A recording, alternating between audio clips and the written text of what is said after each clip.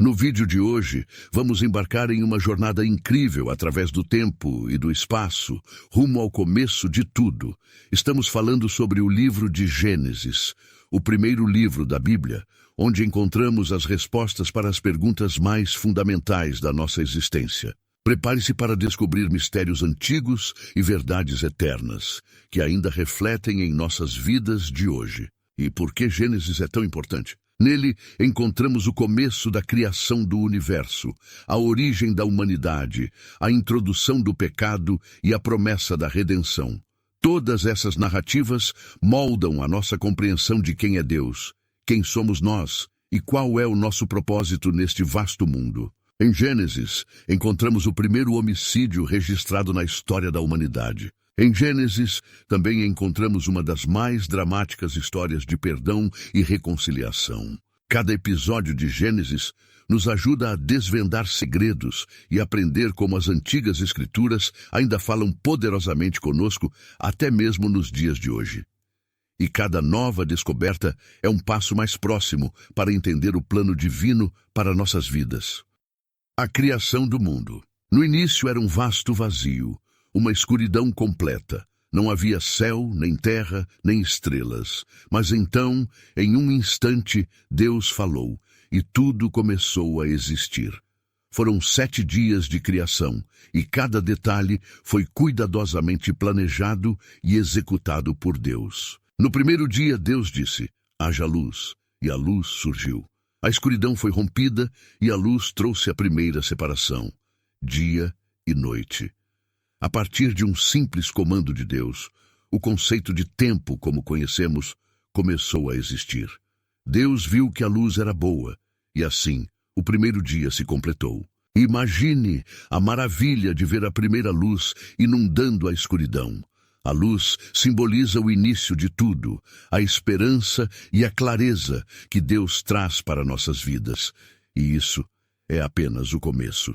No segundo dia, Deus criou uma vastidão entre as águas e chamou essa vastidão de céu. Agora havia uma separação entre as águas acima e as águas abaixo. Este foi o dia em que os céus se formaram, proporcionando o ar que respiramos e o espaço para as nuvens e a chuva. Olhando para o céu, não podemos deixar de sentir um senso de paz e admiração. Cada nuvem, cada brisa, cada gota de chuva faz parte do plano perfeito de Deus. No terceiro dia, Deus reuniu as águas debaixo do céu em um só lugar, fazendo aparecer a terra seca, e chamou essa terra de terra, e as águas reunidas de mares. E não parou por aí. Deus ainda fez a terra produzir vegetação, plantas, árvores frutíferas, flores de todas as cores e tamanhos. As árvores floresceram, os primeiros frutos cresceram. Cada planta e árvore foi criada com um propósito, uma beleza única. A terra se encheu de vida verde, e isso era apenas o começo da preparação para tudo o que viria depois. No quarto dia, Deus criou os grandes luminares. O sol para governar o dia, a lua para governar a noite e as estrelas para iluminar o céu noturno. Essas luzes não só marcam o tempo, mas também nos guiam e nos maravilham com sua beleza. Quem não se encanta ao olhar para as estrelas e sentir a imensidão do universo? Cada estrela, cada constelação foi colocada lá com um propósito, nos lembrando da grandeza e do poder de Deus. No quinto dia, Deus encheu os mares com criaturas marinhas de todas as formas e tamanhos e o céu com aves majestosas. Cada ser vivo foi criado com detalhes minuciosos, colorindo os céus e os mares com vida e movimento. As aves levantaram voo, os peixes passaram a nadar pelas águas. Cada movimento, cada cor é um testemunho da criatividade infinita de Deus. No sexto dia, Deus criou todos os animais da terra, os grandes e os pequenos, os domésticos e os selvagens. Mas a criação ainda não estava completa. Então, Deus fez algo extraordinário. Criou o homem à sua imagem e semelhança, dando-lhe domínio sobre toda a criação. Adão e Eva foram as primeiras pessoas que caminharam pela terra, viram os animais e sentiram a responsabilidade de cuidar deles. Deus criou o homem e a mulher para viverem em harmonia com toda a criação, refletindo seu amor e sabedoria. Mas há um dia a mais que é extremamente especial. No 7º dia, Deus terminou sua obra e descansou. Ele abençoou e santificou este dia, estabelecendo um padrão de descanso e reflexão. Este dia nos lembra da importância de parar e apreciar a obra de Deus em nossas vidas. Cada dia da criação é um convite para reconhecermos a bondade e o poder de Deus em tudo ao nosso redor. E agora que entendemos como o mundo foi maravilhosamente criado, vamos entrar em um dos momentos mais significativos da história da humanidade. A vida de Adão e Eva no Jardim do Éden. Imagine um lugar onde tudo é perfeito. As árvores são carregadas com frutos deliciosos, flores de todas as cores perfumam o ar, e a paz reina absoluta. Esse era o Jardim do Éden, o lar de Adão e Eva, os primeiros seres humanos criados por Deus. No 6º dia da criação, Deus formou o homem do pó da terra e soprou em suas narinas o fôlego da vida, e o homem tornou-se um ser vivente. Esse homem, chamado Adão, foi colocado no Jardim do Éden para cuidar e cultivar este lugar maravilhoso. Adão recebeu de Deus o primeiro sopro de vida, o primeiro despertar de um ser humano. Ele não estava apenas vivendo em um paraíso. Ele tinha um propósito, uma missão dada por Deus. Mas Adão não estava destinado a viver sozinho. Embora o Jardim do Éden fosse um lugar perfeito, Deus viu que não era bom para o homem estar só. Então, ele fez Adão cair em um sono profundo e de uma de suas costelas criou uma companheira, Eva. Adão acordou e viu Eva pela primeira vez, a quem chamou de mulher, pois foi tirada do homem. Deus os abençoou e disse: sejam férteis e multipliquem-se, encham a terra e dominem-na. Adão e Eva estavam em perfeita harmonia com Deus e com a criação, mas a história deles estava prestes a enfrentar um grande desafio. Adão e Eva viviam em perfeita comunhão com Deus. Eles tinham tudo o que precisavam, alimento em abundância, beleza ao seu redor e a presença constante do Criador. Eles andavam e conversavam com Deus, vivendo em um estado de pureza e inocência. O Jardim do Éden é como um símbolo do que Deus deseja para todos nós. Uma vida de paz, harmonia e relacionamento íntimo com Ele. Mas um teste estava para acontecer, algo que mudaria o curso da história para sempre. No centro do jardim havia 2 árvores especiais, a árvore da vida e a árvore do conhecimento do bem e do mal. Deus deu a Adão e Eva uma instrução clara. Vocês podem comer de qualquer árvore do jardim, mas não devem comer da árvore do conhecimento do bem e do mal, porque no dia em que dela comerem, certamente morrerão. Essa era a única proibição em um paraíso de liberdade. A árvore representava uma escolha, um teste de obediência e confiança em Deus. Um dia, enquanto Eva estava perto da árvore proibida, uma serpente astuta, que era a encarnação do mal, se aproximou e questionou as palavras de Deus. Será que Deus realmente disse que vocês não devem comer de nenhuma árvore do jardim? Perguntou a serpente. Eva respondeu que poderiam comer de todas as árvores, exceto daquela, pois morreriam se o fizessem. A serpente, no entanto, disse: certamente não morrerão. Deus sabe que no dia em que comerem, seus olhos se abrirão e vocês serão como Deus, conhecendo o bem e o mal. Diante dessa tentação, Eva viu que o fruto era atraente e desejável para adquirir sabedoria. Ela comeu do fruto e deu a Adão, que também comeu. E assim os olhos de ambos se abriram, percebendo que estavam nus. Sentindo vergonha e medo, Adão e Eva se esconderam de Deus. Quando Deus os chamou, eles confessaram o que haviam feito. A desobediência trouxe consequências graves. Foram expulsos do Jardim do Éden, e a vida perfeita que conheciam mudou para sempre. Deus expulsou Adão e Eva do Jardim do Éden, colocando querubins e uma espada flamejante para guardá-lo. Eles foram enviados ao mundo para trabalhar arduamente pela sua sobrevivência.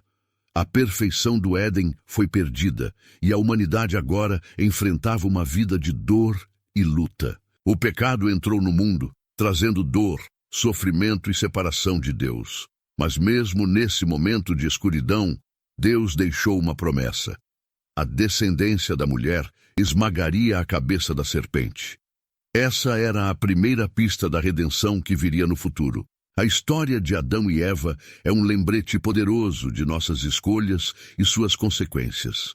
Agora veremos como a humanidade continuou a lidar com o pecado e a redenção através dos filhos de Adão e Eva, Caim e Abel. Uma história de rivalidade, tragédia e esperança. Caim e Abel. Caim e Abel, os primeiros filhos de Adão e Eva, nasceram em um mundo já marcado pelo pecado e pela separação de Deus. Mas a vida continuava, e cada um deles escolheu um caminho diferente. Caim, o primogênito, tornou-se agricultor, enquanto Abel, o segundo filho, tornou-se pastor de ovelhas.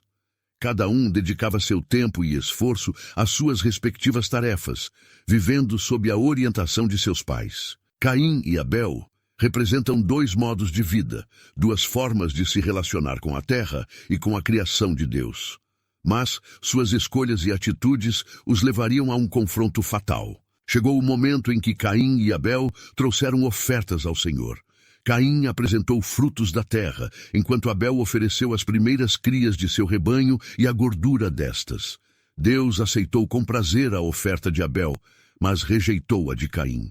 Mas por que Deus aceitou a oferta de Abel e rejeitou a de Caim? A resposta está no coração de cada um. Abel trouxe o melhor de seu rebanho, com fé e gratidão, enquanto Caim trouxe apenas alguns frutos, sem o mesmo zelo e devoção. A diferença nas ofertas refletia a diferença nos corações dos irmãos. A rejeição de sua oferta deixou Caim furioso e deprimido. Deus, vendo a raiva de Caim, advertiu-o. Por que você está irado? Se fizer o bem, não será aceito? Mas se não o fizer, o pecado o ameaça à porta. Ele deseja conquistá-lo, mas você deve dominá-lo. Deus deu a Caim uma chance de mudar seu coração e atitude, mas a raiva e o ciúme de Caim eram mais fortes. E assim, ele decidiu seguir um caminho escuro e trágico. Caim convidou Abel para ir ao campo. Lá, em um ato de violência impensável, Caim atacou seu irmão e o matou. O primeiro assassinato da história havia ocorrido, e o sangue inocente de Abel clamava da terra por justiça. Esse foi um terrível momento de dor. O irmão que deveria ser um protetor tornou-se um assassino. O pecado que começou com uma simples desobediência agora se manifestava em um ato de extrema violência. Deus perguntou a Caim: onde está seu irmão Abel? Caim respondeu: não sei, sou eu o responsável por meu irmão. Mas Deus disse: o que você fez? A voz do sangue de seu irmão clama da terra.